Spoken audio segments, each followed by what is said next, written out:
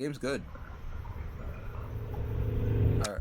Inside this car are multi-millionaire business owners Matthew Mollicone and his wife Kimberly. Matthew is seconds away from confronting the man who's been in a secret affair with his wife. He has a plan to get revenge, but has no idea how horribly it's about to play out. Get out of here, bro. Get out of here. Stay away from my wife! I don't even know what the f***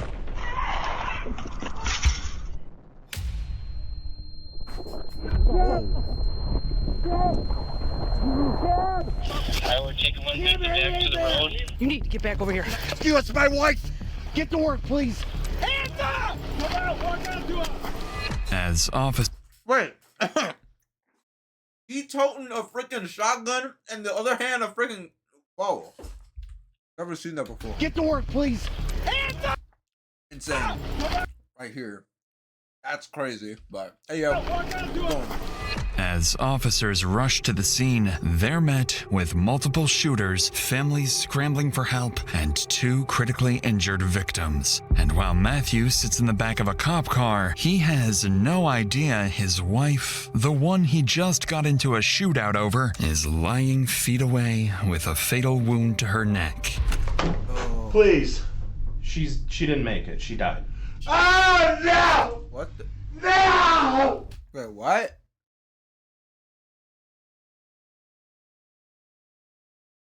Right. So, okay. Anyway. Way with a fatal wound to her neck. Sure, but I'm not done eating. Please.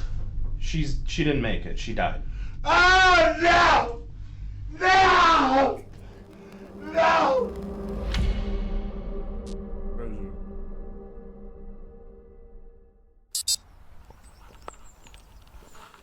Sheriff's Department.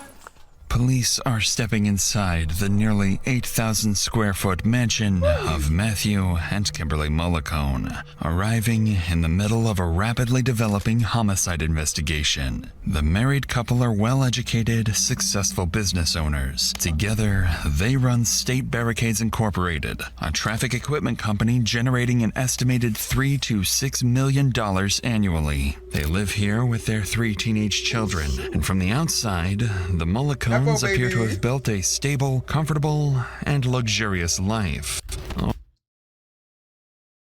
Okay. Or so it seems. Because behind these walls, someone has been living with a dark secret, one that's been buried for years, and it will soon change this family's life forever.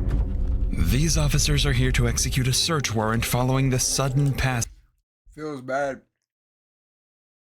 Feels bad for...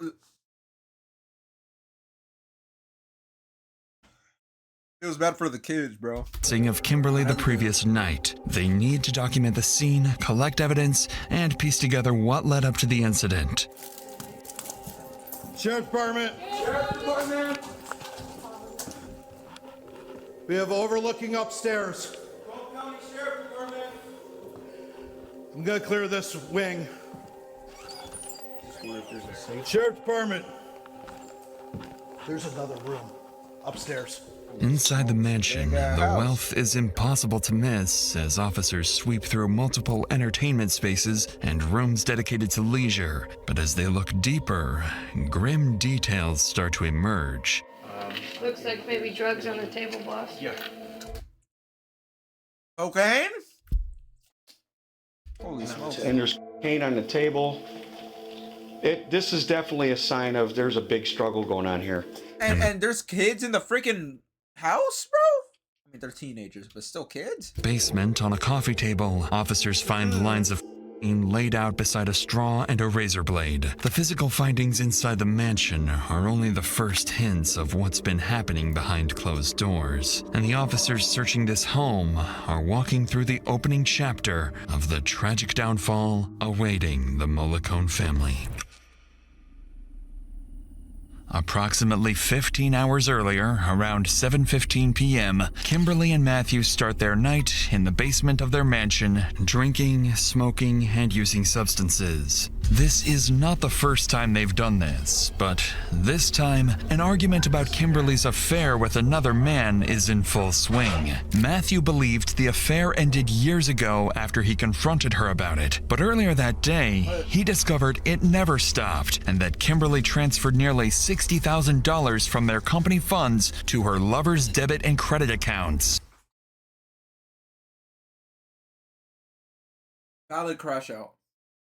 You know how mad I would be if, you know, I was married with a wife, was talking to someone else, and I caught her the first time, and she said she'll promise she won't do it, blah blah blah. She do all this, and I'm like, okay, I swept it under the rug. Run a multi-million-dollar company. She takes funds out of it to wire transfer $60,000 to the same person that I caught her with. And you're banned, bro.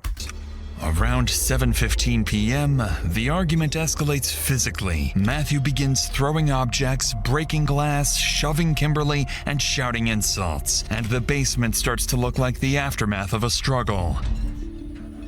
At 9:20 p.m., the couple leave the... And also, you're inside, I mean, you're running on drugs and like, you're drunk. Drugs, smoking... Oh yeah, GG's. Mansion in their white Jeep Grand Cherokee. Matthew has one firearm on his hip and another accessible inside the vehicle.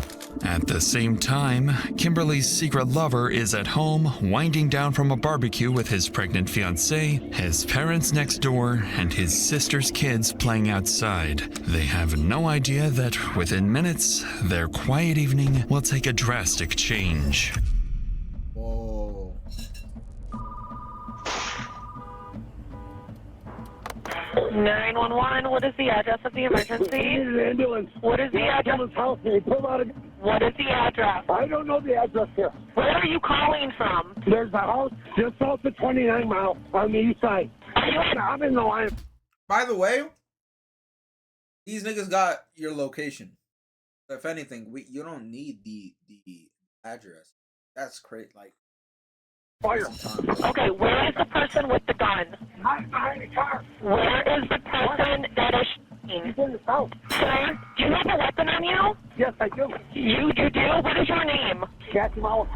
Approximately 5 minutes after this alarming call, a team of 31 officers from the Macomb County Sheriff's Office is mobilized and dispatched to the location. Nice. All they know is that a man named Matthew Mollicone is trapped in the line of fire and that somewhere nearby an active shooter is targeting innocent victims. When officers arrive, they quickly notice Matthew taking cover behind a smoking car. Get down. Get down. Get down. Hands behind your back. Don't move. What's your name? What's your name? What's your name? Her name's Kim. Her name's Kim. Don't move. Don't fucking move. I'll put him around the head. All right, I got My wife. He's in custody. Homeowner and shooter still in the home. I'm checking on the back seat of the white Jeep. She didn't deserve this. They've got a shooter in the house right there. He's 35-ish. White 35 years old. White t-shirt. Black hair, white t-shirt. What's his name? Danny. Yeah, Danny, 35 years old, white t-shirt, dark hair. Don't trust him. He carries 2 guns. Possible 2 guns. Help her, please. Never mind the shooter. Not doing. Help, never mind the shooter. You're behind the car. Get to work. Matthew is clearly distressed, begging officers to save his wife, Kimberly, who is still trapped in the backseat of a car about 100 feet away. 300 feet beyond the car stands the shooter's hideout, a house with multiple windows, an open garage door, and countless angles from which to fire. In the next few seconds, the officers must make a snap decision, neutralize the shooter first, and risk Kimberly bleeding out, or step into the dangerous open field to or split up the group. Somebody split it in half.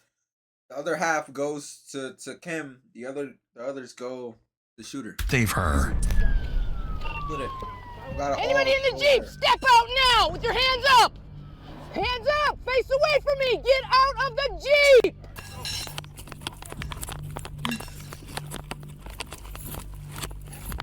got you. Take care of her. Shit. Let's go. Come this way, Mark. Come this way, Mark. Cover. Kim, hang in there! Ambulance! Do we know how many shooters we have in the house? You pulled me in front of the front door. Pull her this way. Pull her this way now. 5 feet. Come on, let's go. Come on, man. It's time to start shooting. So at this time, This ambulance needs to get through. She's more important than that asshole. She don't deserve this, man. We need. Hey, get to work, please. Please, I don't care what you know. You gotta get to work. You need to get back over here. Lay down. You, it's my wife. Get to work, please. Please. Please, I'm begging you. Sir. CPR something. Sir. CPR. Listen, we have an active shooter, man. We can't. I can't. I'll do it then. I need a car. Police car down this way. Need cover. We need a police truck.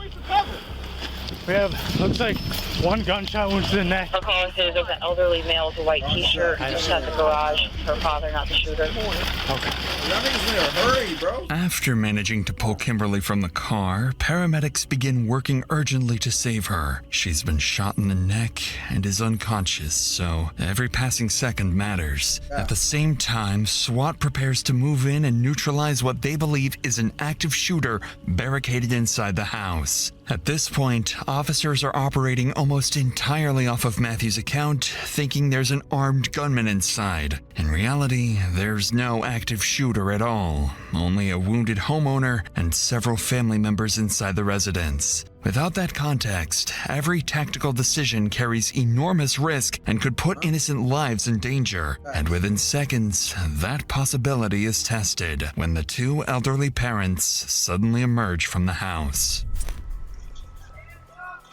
Hands off, hands off.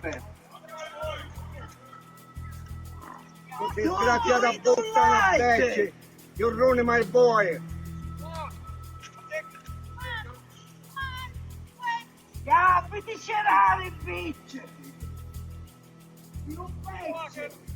No, he knows how they've been turned. Come on, walk out to us. Come here, sir. Right behind you, so it's not secure. Come here. Sir. Omani, come on. Sir, stop 1 second. Ma'am, you keep walking towards me. Stop. Come on.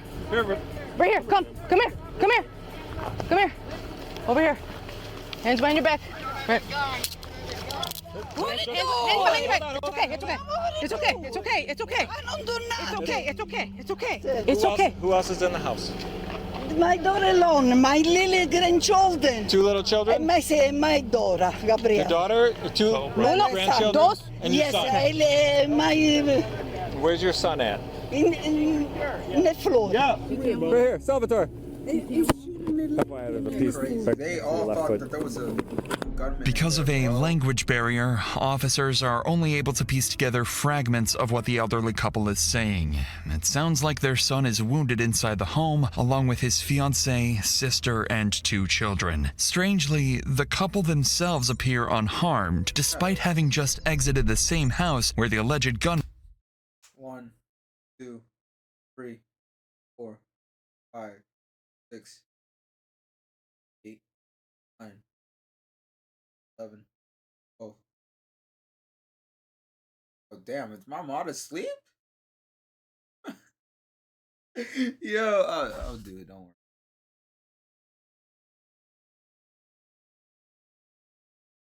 All right. Never mind.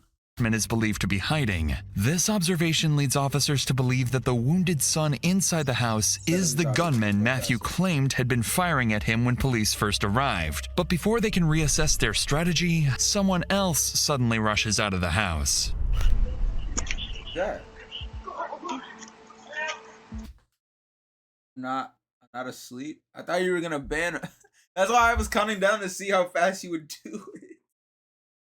Just multitasking. What are you gooning? Are you gooning to me? Like, what? What's that? Is that a jit? Not a little kid. Come straight out. Towards me. Ma'am, go to your right side of the car. Your right. Keep your hands where you can see them. With the 3 more family members out of the house, police now believe only 2 people inside remain, the elderly couple's son and his fiancée. And based on Matthew's 911 call and earlier statements, they're operating under the assumption that the son inside is armed and extremely dangerous. So officers tighten the perimeter and cautiously advance towards the house, preparing for a potential shootout. I got it. I got a revolver on the ground here. Hold that ground. Yep, I got a revolver on the ground right here. Hey, Ryan, careful. I think the shooting happened right here. So I see a shell. I got a pistol. So just watch where you're stepping. There's a couple more guns in the house. We just got the 2. We're going to try to get the guy out. Okay, they're moving in. Sheriff Flat! Sheriff Flat! Show me your hands! On the ground, on the ground! Hey, got it on the ground! There's a red hand down, okay? Face down. By the way. There's a 22 in that closet. We'll just leave it there, guys. Okay. It's gonna hurt. Hey, listen, dude. It's gonna hurt, but it's for your best good, all right? It's been bleeding out, man. What's your name? Danny, I'm Jason. How you doing? Inside the residence, officers find 38-year-old homeowner Daniel Giannone suffering from 2 gunshot wounds. Beside him, his fiancée, Eliona, is desperately trying to stop the bleeding. Police call in paramedics to treat Daniel's wounds. Daniel himself doesn't appear to be the aggressive gunman Matthew described, and as officers begin speaking with him, they quickly realize the situation may be the complete opposite of what they first believed. Or if it went in and then came out. Okay. So, Well, I was running away, so, but I don't know how many obvious shots were fired, but whatever was in that gun. This is the gun that shot you here? No, that's the gun I had him with me. You didn't have a rifle? No, no rifle. I had my if we help you CPR. stand up, or do you want us to carry it? Keep the camera back Give me a hand. Keep the camera on. Yeah. What's that? 104. Yep, got it. So it's ow! I just bit my tongue. So it's the other dude. It's the other dude who was shooting crazy.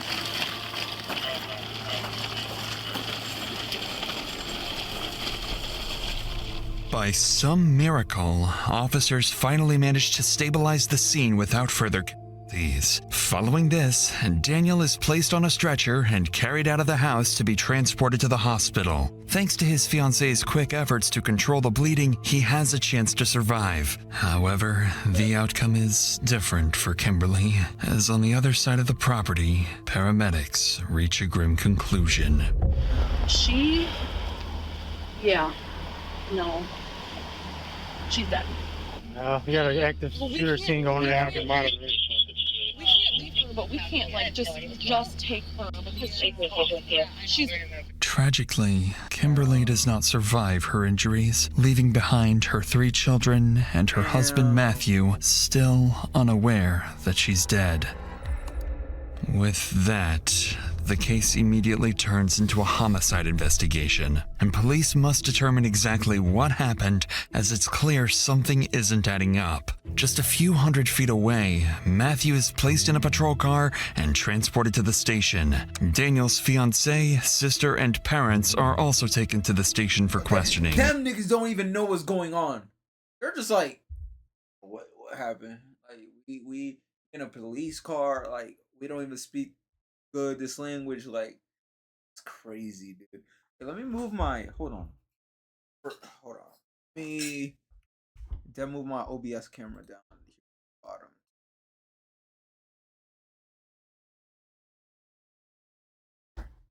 That way I'm not in the way. Back inside the house, officers finally have a moment to breathe and begin piecing together what happened. But not for long, because they're about to discover there's an entire basement they missed during the initial search. It's completely unchecked, with something interesting waiting downstairs. We got enough of these. I'll take them. I don't know if we cleared it pretty quick, so just take a good look around. I know there's there was a Ruger 1022 in one of the closets. Ruger? Okay. All right. You clear, pitch check? Ryan? All right, come in with us. Come out of here. You go with Justin, I'll hold it.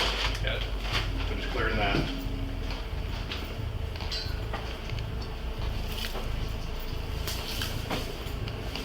We got a door closed.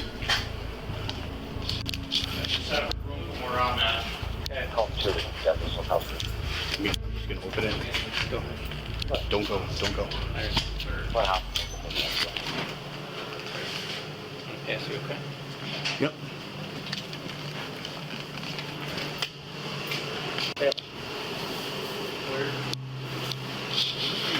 Clear. Clear.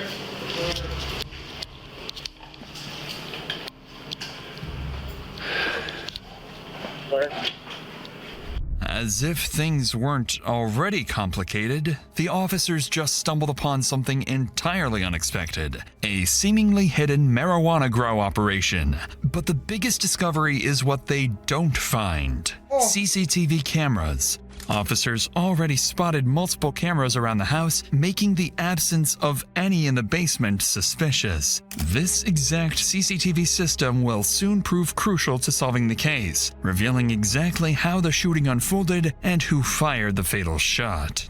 Beautiful. We got cameras. He's got cameras?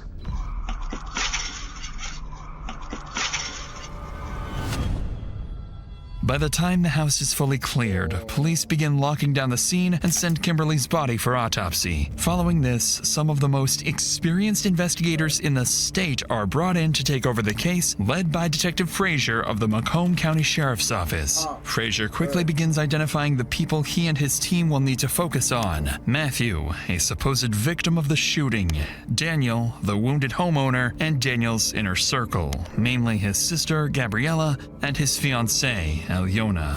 Despite the detectives' combined decades of experience, this case will push them to their limits, eventually leading to one of the most morally controversial trials in the state of Michigan, and forcing detectives to make one of the hardest calls of their careers: letting the man who fired the fatal shot walk free.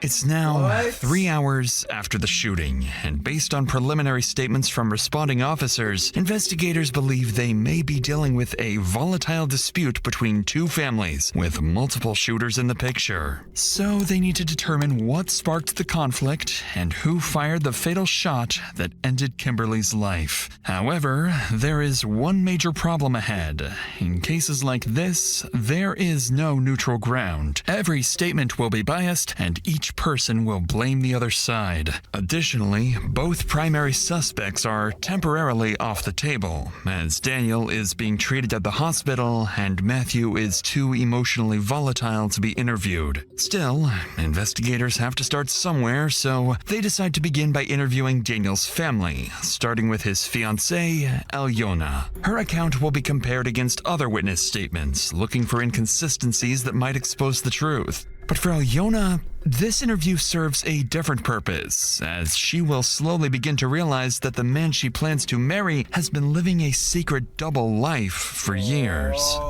Anytime you want to be done, just let me know. You're not under arrest or anything like that. We're just trying to piece together what happened. As I'm sure you are as well. Yeah, I would like to know kind of like... Okay. We like heard like little shots and I didn't, like for a second, I was like, oh, is like Danny like scaring the chickens with like a fake gun or something like that, because like we have 6 chickens and they always come to the front and we're trying to train them to stay in the back. Okay. Not that I wasn't concerned, but I was like, oh, maybe it's like the chickens, but then it was like shot after shot after shot after shot. And I was like, girls, like come over here, like stay away from the windows, and like, and then SWAT came in, like literally like hands in the air, like, okay. I guess, you know, whatever, I don't know, I guess that's how it works. So, and then we were out, then we came out of the front door too. Based on Alyona's words, it appears she has no clear understanding of what sparked the shooting. In reality, she knows more than she thinks. She just needs the right questions to connect the dots. There's no way. There's who's no this way. guy at your house? He said stay away from my wife, so that's gotta be either somebody he's like Ellie. Either been with or is with right now. Ellie? I don't know. Who's he been with?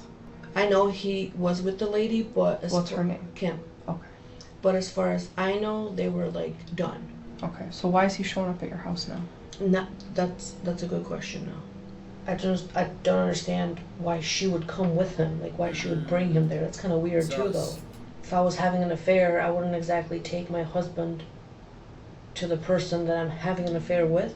Sounds like maybe things didn't end there. If this guy's showing up saying that. Great timing. Things are finally starting to make sense in the room, and it's becoming clear to detectives that Alyona's fiance, Daniel, had a past affair with Matthew's wife. The most feminist way to that. Kimberly. Yet Alyona seems clueless that the affair was still ongoing. She's convinced it ended long ago and that they were happy together again. Whether that's the actual truth remains to be seen. By now, investigators understand they're dealing with people who have secrets, and that no one involved can be taken at face value, especially the two men at the center of it all, Daniel and Matthew. So with Alyona's statement recorded, investigators wrap up the interview and prepare to speak with Daniel's sister, Gabriella, the mother who fled the house with her terrified children when SWAT arrived. Unlike Alyona, Gabriella will prove far more aware of her brother's secret affair with Kimberly. There's a lot going on tonight, and we're just trying to get to the bottom of it. This is horrifying. Horrifying that this would happen in our home. My mom was inside. I could see them over at his house. My brother was barbecuing. They were hanging out. Girls were excited. DTE comes. We start having a conversation, telling me what's going on. Well, then I started hearing crazy rounds of gunshots. Like, not normal. So I look over, and I just start hearing yelling. I see this white Grand Cherokee in the driveway, a lady out of the car screaming. At that point, I had no idea who it was, what was going on. This maniac comes at me, ready to shoot me and my husband. I heard the lady go, "No, Matt, no, she has kids. No, Matt, no." And my husband's like, what? And I dropped to the ground. I pissed myself, lost my shoes, everything. Were you able to see where Dan came from? I don't know for certain. My brother has a CPL. He didn't have it on him, obviously. We were home. Who would think that something like that would happen? I'm assuming he ran in, grabbed his gun, and came out. Okay. To defend himself. He normally carries a gun? He has a yes, he always has his concealed pistol on him, always. Okay. This is something a crazed lunatic would do to a family. Naturally, Gabriella takes her brother's side, claiming Matthew was the aggressor and insisting Daniel acted purely in self-defense. However, this version of events will later be called into question once detectives finally get their hands on the CCTV footage. For now, though, Frazier shifts the conversation to Daniel's secret affair, hoping to uncover whether Daniel could have killed his own lover, worse yet, in front of his own children and family. As far as Dan goes and this fella that shows up, have you ever seen this guy before? I have seen him once. My brother Dan and Kim Malakan. The reason why I found out who Matt was is because I saw her. She's like, "Matt, no," and I knew that was her husband. So I knew that she had relations with my brother years ago. I know that she's had a tumultuous relationship over the years with her husband.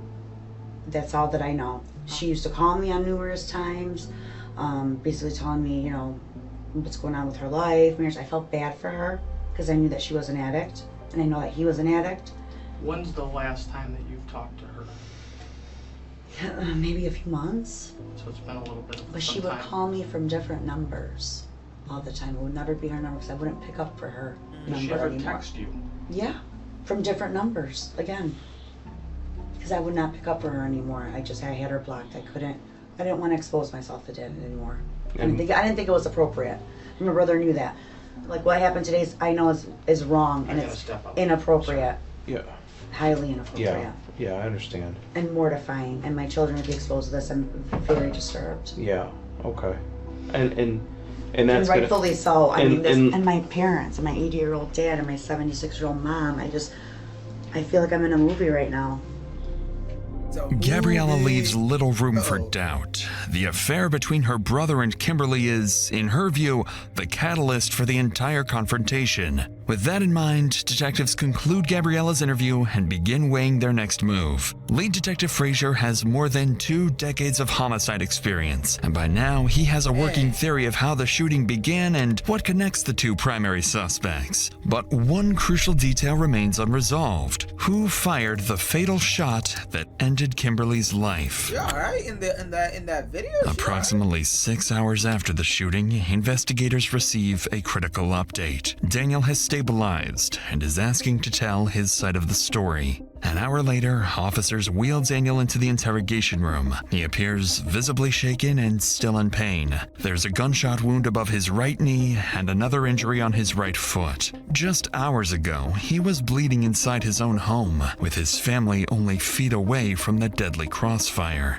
The whole thing lasted seconds, but in those seconds, everything changed. And it's moments like these that you can realize just how fast your life can change. In January 2021, 62-year-old Lewis Brown was driving to work at his job as a deli meat cutter when another driver pulled out into an intersection and collided with him. The crash left him with video as America's people losses slang. That said, let's get back to the investigation, where Daniel has just been brought in from the hospital to provide his account of what happened the previous night. Detective Frazier knows that Daniel is a man with secrets. Everything he says could be a carefully crafted story, and for all they know, they might be sitting across from Kimberly's killer.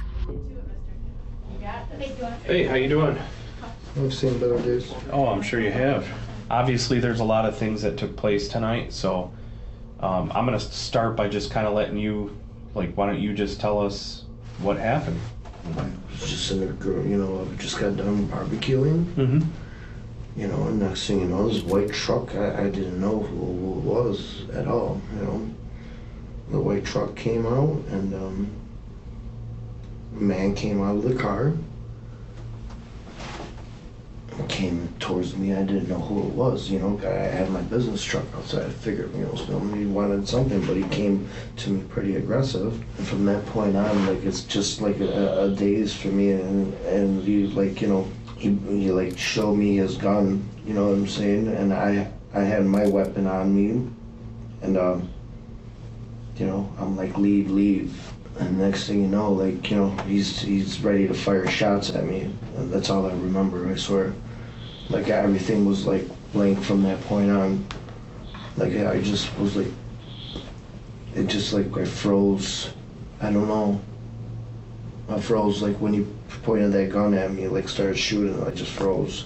I don't remember anything, I just froze. According to Daniel, Matthew arrived out of nowhere and immediately started brandishing a gun on his property. But this is where the story begins to blur between self-defense and murder, because detectives are about to learn that Daniel's own actions may have set the deadly shooting in motion. Would you be able to just kind of draw me a layout of where your garage and how your driveway is and stuff? Okay. Oh, the barbecue was right here. Because I just got done barbecuing. Work van was right here. Okay. So this car pulls up. Right in the freaking driveway, he owned the house. Okay. So that car pulls up and you're outside. I'm outside. I'm in between the garage, inside the garage. Okay. He comes up there. Stay away from my wife. I'm like, what are you talking about?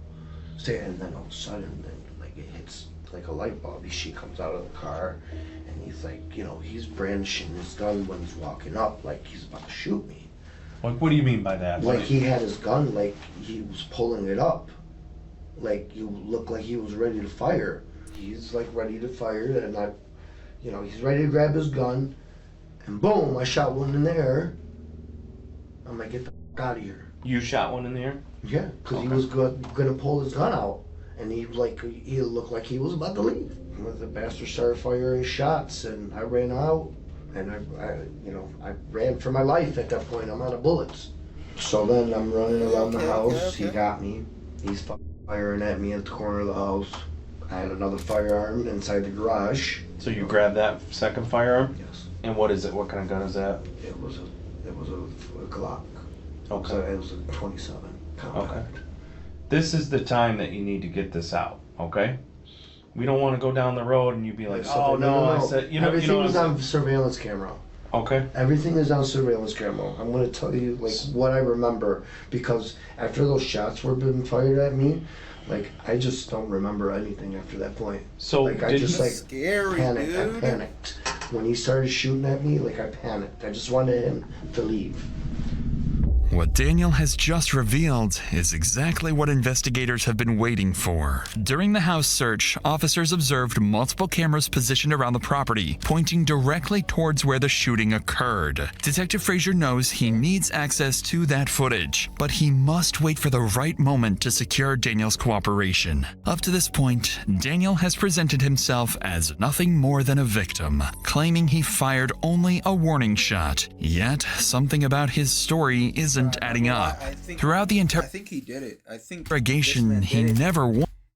I think he did it, but accidentally.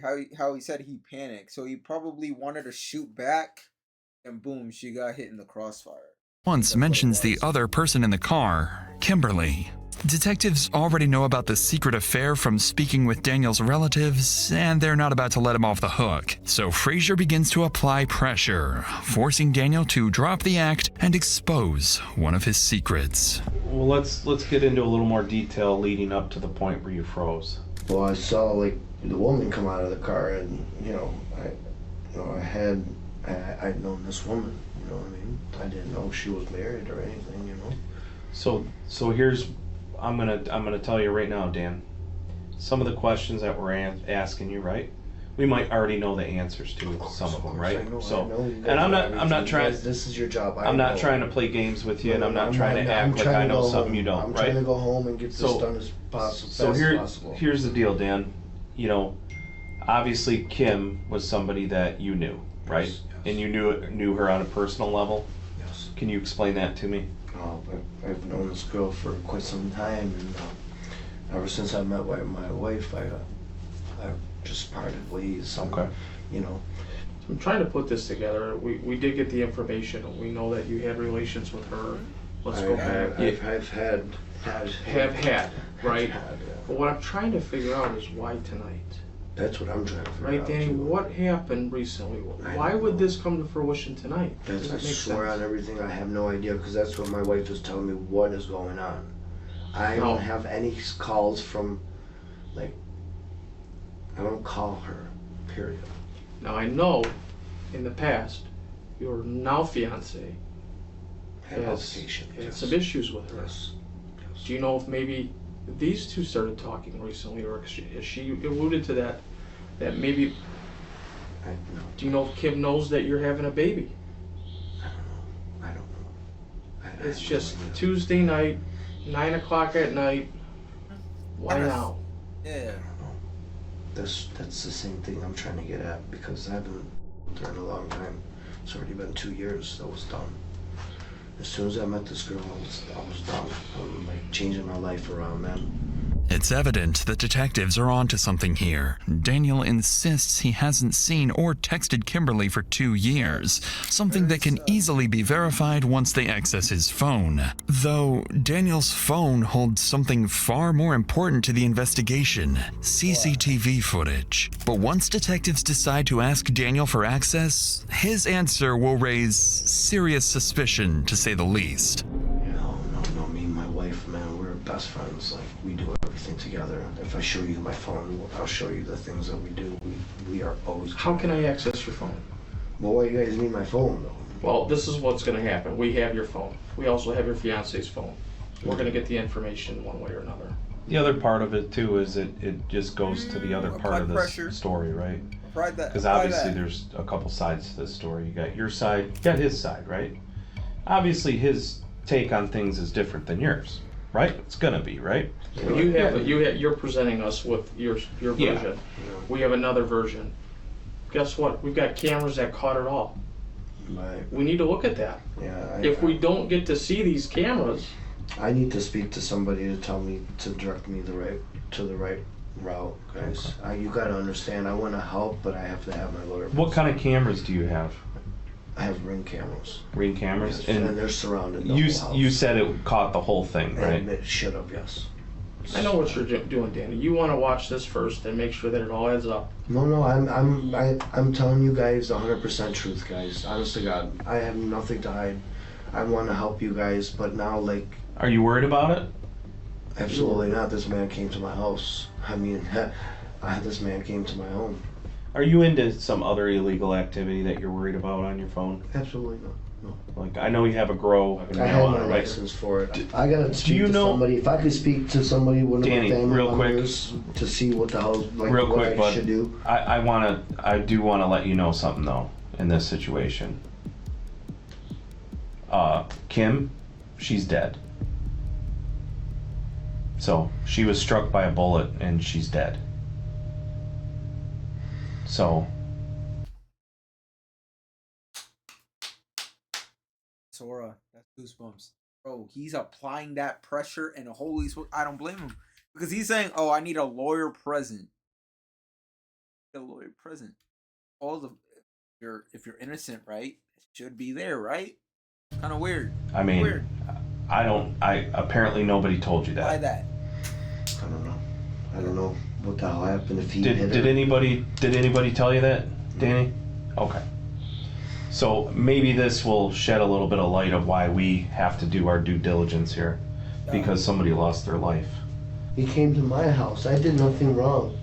We're just trying to make I did nothing wrong. I did nothing wrong. They came to my house, man. I had my nieces and this guy is shooting at me. Fucking 17 fucking shots.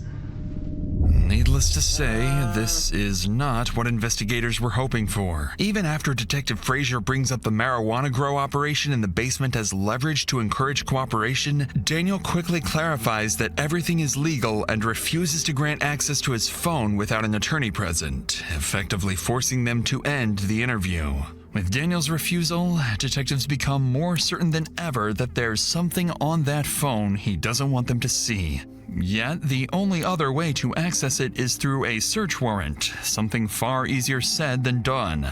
Now, it's Daniel's word against Matthew's, a development that complicates the investigation significantly. The CCTV footage could have been crucial during Matthew's interview. With multiple cameras around the house recording 24/7, the answer to who fired the fatal shot lies somewhere in that footage. Despite this setback, detectives settle on a strategy. They decide to hold Matthew overnight, time that may pressure him to break and reveal how the shooting really unfolded when the interview begins. In the meantime, officers obtain a search warrant for Matthew and Kimberly's home and head there, hoping to find anything that could help guide his interrogation. When officers arrive at the Mollicone residence, they're initially met with signs of wealth and comfort, but that impression fades quickly once they step into the basement. Is it just a rifle on that table? Ready. No. No. Only Paul's in there right now. There's No, but there's definitely signs of stuff being thrown and shattered. There was definitely a struggle in his. It's clear that the basement was the aftermath of a violent altercation. Officers also discover cocaine residue and a straw, suggesting that Matthew may have been heavily under the influence of drugs and alcohol during the shooting. As they continue the search, officers locate multiple gun safes in the basement and elsewhere in the house. Upstairs, in the primary bedroom closet, they find a small, clear plastic bag containing cocaine. Taken together, the findings paint a picture of a home stocked with firearms and narcotics, details that will be crucial during Matthew's interview. With the scene documented, officers relay their findings to Detective Frazier, who decides it's time to speak with Matthew. He's been restless for hours about Kimberly's condition, still unaware of her tragic death. Is she okay? I wasn't out there, sir. I've been here the whole time. You can't find out for me? I told you we couldn't tell you, sir. Oh my God. No. God, help her. God, please. She didn't deserve this. What's up? Hey. How's my wife? All right, here's what's gonna happen. Is she okay? Matt? Yeah. If I unhandcuff you, you're gonna behave yourself? Yes, absolutely. Okay, we don't have any issues there? What? When I unhandcuff you, I want you to have a seat, okay, partner? Oh boy, it's not good. No, it's not good, but... Is she alive? Is she alive? Hold on. Relax. Sit down. Is my wife alive? We're gonna talk real quick here, okay? Hold on 1 second. Oh my God. Tell me. Please. She didn't make it. She died. Oh no! No! No! No! Oh my God, no! No! Oh my God! Was she shot in the chest? Oh my God! I'm sorry, I was next to her. We were trying to get the out of there as these shits were driving in reverse. Oh my God! Oh my God! What has she done? Matthew appears devastated, unable to control his emotions. Yet, to Detective Frazier, something about his reaction feels off. Yo, bro, this man is probably acting like, she's devastated. He's over here like doing one of these like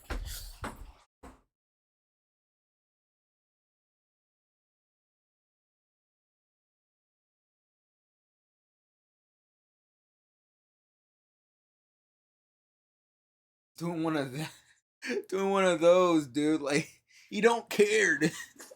Bro. What?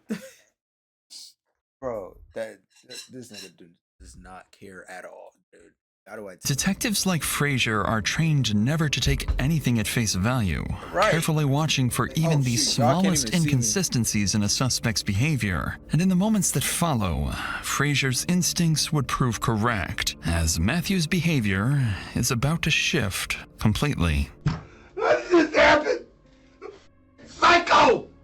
He's on the cocaine. He's on the cocaine right now. That asshole!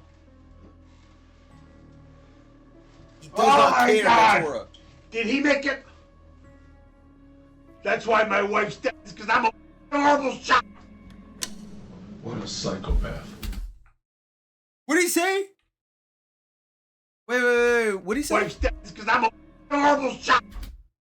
My wife's dead because I'm a horrible shot. Why you say that? Did you accidentally shot your wife? Perhaps. What a psychopath. Do you want to tell me about it? Sure. This guy and my wife have been having an affair for 9.5 years. I found out about it 6.5 years ago. And I found out about it again 45 days ago. We were going to the house for her to tell him, stop calling me, I'm done with you. He's engaged too, you know. He's cheating on his fiancée, she's cheating on me, you know. She was gonna end it. And I said, I'll go with you. Make sure it's safe there, because he's got him and the girl there. After his emotional breakdown, Matthew suddenly regains composure, prompting Detective Frazier to question whether the reaction was genuine or calculated. But once he's calm, Frazier asks Matthew to walk him through the shooting step by step. It's a strategic decision to lock him into a specific version of events, especially because Matthew has absolutely no idea the entire confrontation was captured on surveillance cameras. I just saw that. It's him running. It's the Italian dude running, then him running behind him. Car. As soon as I get out of the car, he comes out of the garage like this, like a police officer, right at my face, and I put my hands up. And I say, "Whoa, bro!" And she screams at him, "Nah, Danny!" And I said, "Stop with my wife." As soon as I said that, he shot at me. I ducked around to the back of this car here, and I pulled my firearm and I started shooting at him. He ran this way. I said, "Kim, get in the car." We got in the car, we were backing out, and he shot my wife. And the car stopped working. I couldn't get it in gear. So I got in behind I got behind the car and I called 911. That's it. That's how fast it. When he shot my wife, the car like stopped somehow, and I got out. He was shooting at the car. I got out of the car. Bro. Look at him. He even knows his BS. He even knows his BS, dude. Like, look how he's sitting there. He knows his BS. And I was shooting back again, and he ran around the side of the house, and then I didn't see him no more. And then I went to my wife, and I hid behind the back of the car. Why would he do that?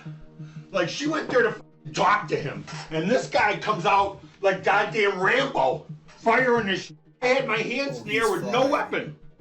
My clip was concealed, officer detective. My gun was in its holster and concealed. I was like this. As expected, Matthew's story is the complete opposite of Daniel's. He insinuates that he acted in self-defense and claims that Kimberly's death was simply because he's a bad shot. Though one detail in his account immediately stands out, Matthew insists his weapon was concealed the entire time. Yet, when he reenacts the moment and raises his hands, the detective can clearly see that the gun would have been visible. But before Detective Frazier can press him on that inconsistency, he is called out of the room with a critical update. The CCTV footage has just come in. Daniel has finally agreed to grant access to the footage, either out of guilt or confidence that it will clear his name. So detectives immediately begin combing through the recordings, and it doesn't take long before cracks begin to form in both men's stories. At 9:30 p.m., Matthew's car arrives at the property, and at first, events appear to follow his version of the story. The first gunshot heard in the background is fired by Daniel as a warning, just as both men described in their interviews. But in the minutes that follow, things begin to unfold very differently from what either man claimed, and it will determine which of them spends the rest of his life behind bars. Get out, Danny! Get out, Danny! Matt, get in the... Get out, Danny! Stay away from my wife! Stop it! Stop it! Stay away from my wife! Danny, no!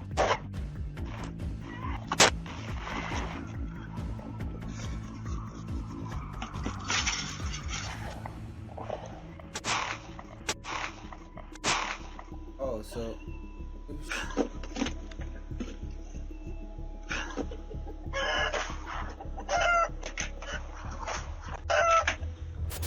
Is that... No. Who else has a gun here? Get out of here, let's go! Who else has a gun here? Let's go!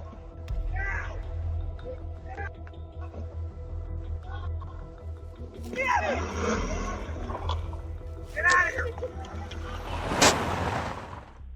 In the chaos, as both men exchange gunfire, a single bullet tragically strikes Kimberly, and although Matthew was clearly the aggressor, the fatal shot came from Daniel's weapon, complicating the investigation and making it harder to determine who is truly at fault. Armed with this new evidence, Detective Frazier returns to the interrogation room, ready to apply more pressure, knowing the CCTV footage has completely dismantled Matthew's version of events. And so it's kind of like both men's thing, both men's story, but like it's taken apart from Daniel's story and also this dude's story. So few moments, Matthew would unknowingly dig himself into a grave. Were you guys drinking today? Yeah. Okay. How about drugs? Were you doing any drugs? What were you doing? A little cocaine, marijuana. Okay. So you're doing cocaine, marijuana, doing some drinking, and you decide to go up there with her. You're fucking pissed. No. You weren't mad. Some guy's boinking your wife. Detective, listen. And you're not mad about it? I've known about this for 6.5 years. Right. I was mad. And you were told it was cut off, right? No. And then today you're told it's not cut off. 45 days ago I was told it's not cut off. And you're saying your wife was driving, and your wife was in that driver's seat every time you guys went to leave, went to do whatever. You're saying now that your wife was in the driver's seat.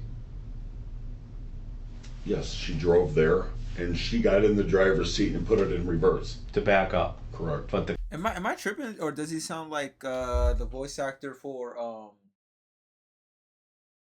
that dude's name, Phenomenon from Dispatch? He kind of has that deep voice, right? Drove there, and she got in the driver's seat and put it in reverse. To back up. Yeah, yes. But the car wouldn't. What happened with the car? I don't know if we hit something. It was smoking. Maybe he shot it. I don't know. It wouldn't move. What do you mean you were? What is that? I had it in reverse, and it felt like it was stuck, either in some mud. Mm-hmm. It wasn't going, and then it started smoking from the hood. And when I saw that, I got out of the car. So you were? It was like, was it like you had it in gear, but you were stomping on the gas? When Kim was, she fell over to the side. He's at us at this point. I hop from the passenger into the driver, turn it, and it won't go. I got it, and I'm like this, you know? And it won't go. So then finally I put it in park and I get out and I go behind the vehicle, and that's where I called you. In a not so unexpected turn, Matthew admits to taking beforehand, something detectives already knew after searching his house. It's at this moment that Detective Frazier would finally confront Matthew with the one piece of evidence he can't talk his way out of. I don't know anybody that's gonna buy this. I wasn't mad. I went there like all cool, all great. Just thought it was gonna be a, you know, I'm sorry, but I don't believe that for a second, Matt. And I don't think anybody else does either, because it just doesn't make any sense. Well, that's going to be easy to prove your theory wrong. Go check for blood in the garage or a bullet hole in the garage. Also the cameras. Okay, there you go. Beautiful. We got cameras. He's got cameras. Does he? I can't tell you all that. Well, I hope he does. You better. You'll look for those, correct? We gather all the facts. Okay, good. Everybody's got a story, right, to tell. I hope he's got cameras. You know, the problem is that you drove up there in that driveway, and that started this whole chain of events. What's illegal about that? One of the cameras, you know, those Ring doorbell ones, one of the cameras was pointing right where you guys were. Okay, good. And you're telling me right now, this is true. You'll see. You're saying this exact story is true. What you described to me. Yes, I hope. And that's it. You're not leaving anything out. That's how quick, and that's what happened. I don't know how this is going to play out. I really don't. The truth prevails. Hopefully it does. With the evidence laid bare, Detective Frazier concludes the interview. Now he and his team need to do their due diligence before making the hardest decision of the entire case. Who, if anyone, should be charged for Kimberly's death? In the days that follow, recorded jail calls capture Matthew sounding confident he can beat the case, insisting the truth will clear his name. Hi. Hi. Hi. Love you guys. Love you. I miss you. Miss you too. I'm gonna get all this situated. I'm gonna get home to you soon, okay? Alright. Thank good. Okay, good. I got the truth, I got God, and I got the best lawyer in the state of Michigan. So I'm gonna get home to you guys soon, alright? Alright, Dad. Sounds good.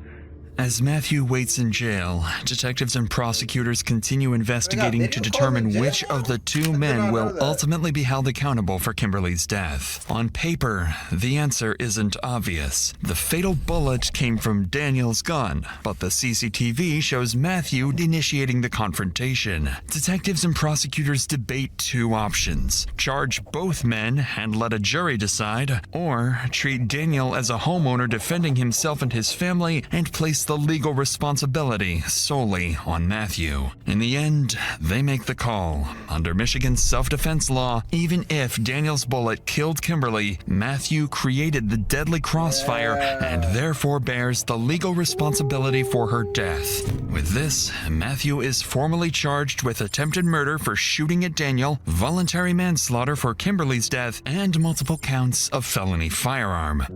In the weeks that follow, investigators uncover a darker side of the marriage. Multiple witnesses describe a pattern of alleged abuse between Matthew and Kimberly, including physical violence and intimidation. That context offers detectives insight into why Kimberly may have gone along with an armed trip to her lover's house instead of walking away. 2 years later, in May 2024, Matthew's jury trial begins. During the trial, the two sides present very different versions of the same shootout. Matthew's lawyers argue self-defense, claiming Daniel was the one who came out armed and aggressive, forcing Matthew to fire back and protect himself and Kimberly. They portray him as a devastated husband and a father who snapped under emotional strain. The prosecution frames Matthew as a jealous husband who armed himself, consumed drugs and alcohol, and drove to Daniel's home, looking for a confrontation. After an 8-day trial, the jury rejects Matthew's full self-defense claim and finds him guilty. He is sentenced to a maximum of 40 years, with parole possible after roughly 18 years. Meanwhile, Daniel Giannone, the man who fired the fatal shot, is ultimately released without charges. Wow. Wow. That was interesting. That was interesting. And I like that. I like them. I like them type of videos. Them Nick Crowley. This is good too. Like them case videos where everything goes south and there's like deeper lore and everything. So W video.